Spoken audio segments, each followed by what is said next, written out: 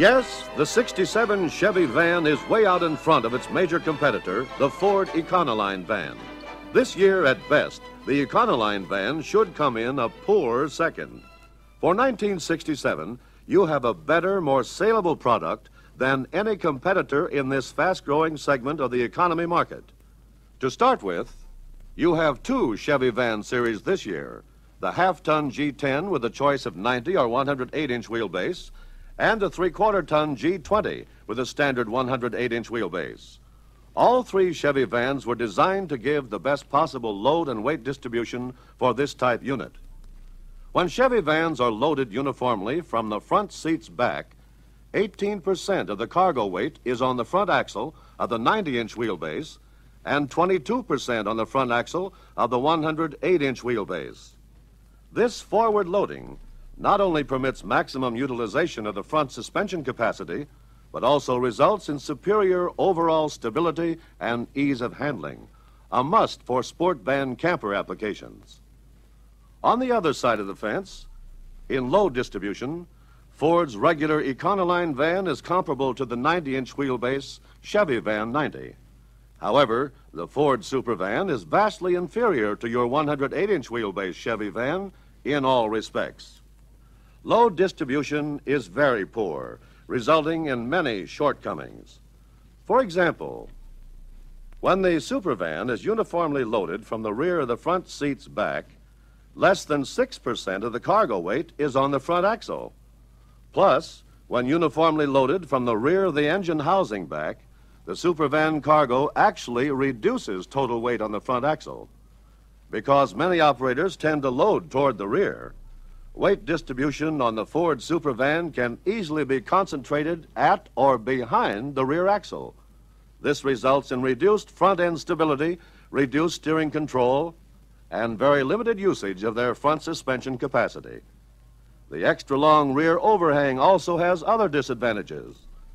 A crosswind will create greater steering problems with a vehicle that is unevenly loaded or one with excessive overhang at one end. Also, their long rear-end overhang substantially reduces the angle of departure, causing problems at loading docks and driveways, just to name a couple. Now let's see how they compare in capacities. Here we see that the Chevy G10 series is completely competitive with Ford's entire line of E100 vans. In fact, with the Chevy Van 108, you have an edge in both areas, more maximum cubic capacity and a higher GVW rating. Next, let's compare three-quarter-ton vans. Here, Ford offers no equal. The G20 has over a half-ton more gross carrying capacity than Ford can offer in this type unit. And this extra load capacity isn't just on paper. It's built into the basic components. For instance, here are the maximum capacities in axles and springs.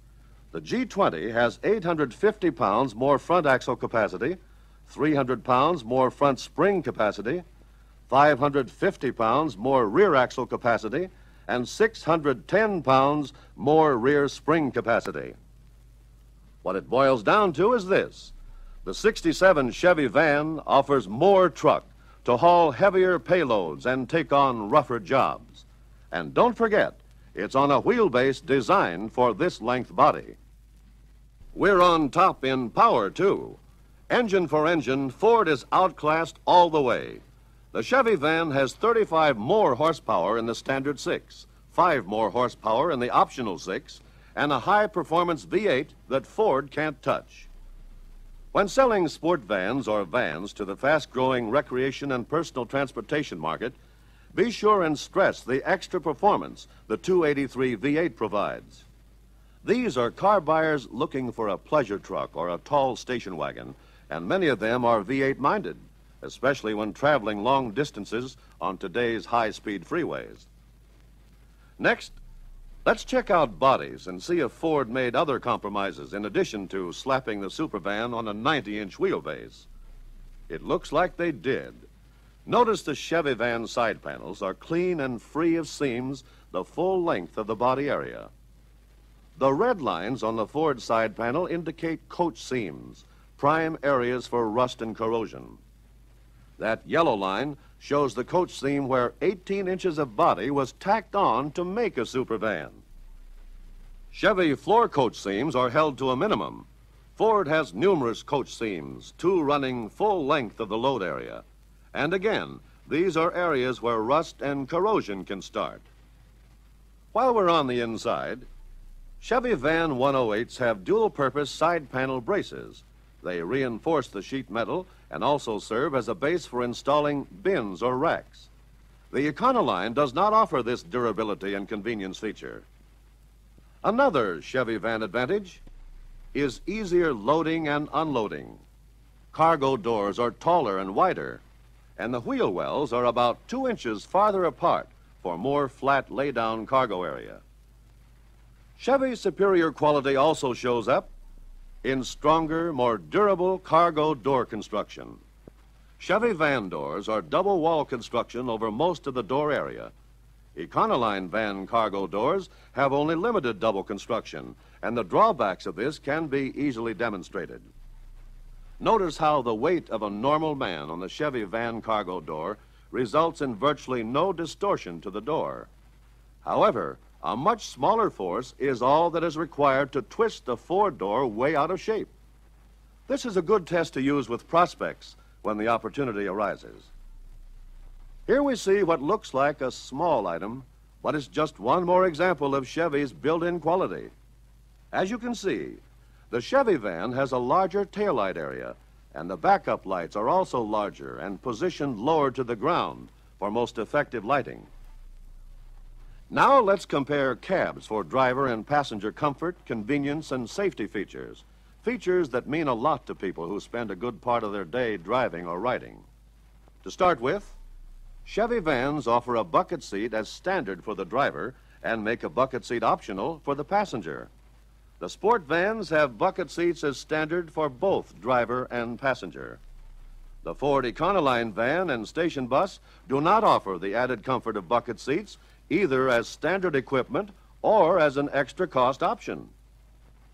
Next, drivers will appreciate the steering wheel location on the Chevy van. Its position gives the driver plenty of leg room to operate the pedals when shifting or braking, a very important feature when traveling congested city streets. On the other hand, the Ford ECONOLINE steering wheel and shift lever are definitely in the way of free leg travel when operating the clutch and brake pedals. And this is not a real tall person, just 5 feet 10 inches. Another Chevy cab feature is the extra thick padded dash. The Chevy van padding extends much farther out than that on the ECONOLINE dash. The added padding also gives the Chevy van interior a more plush appearance. And there you have it, your major component and feature advantages over the Ford ECONOLINE. Advantages that put you way out in front all the way. You have a lot of things to sell that Ford can't match. Wheelbases match to body length. A 3/4-ton G20 series with 6,000 pounds GVW. More horsepower in comparable engines, plus a high-performance V8. All to make the Chevy van more saleable this year. And Chevy van bodies have many superior construction features, and cabs are designed for greater comfort and efficiency of operation. You have everything going for you. So use your product superiorities to really outsell Ford in 1967. Your Chevy van is way out in front.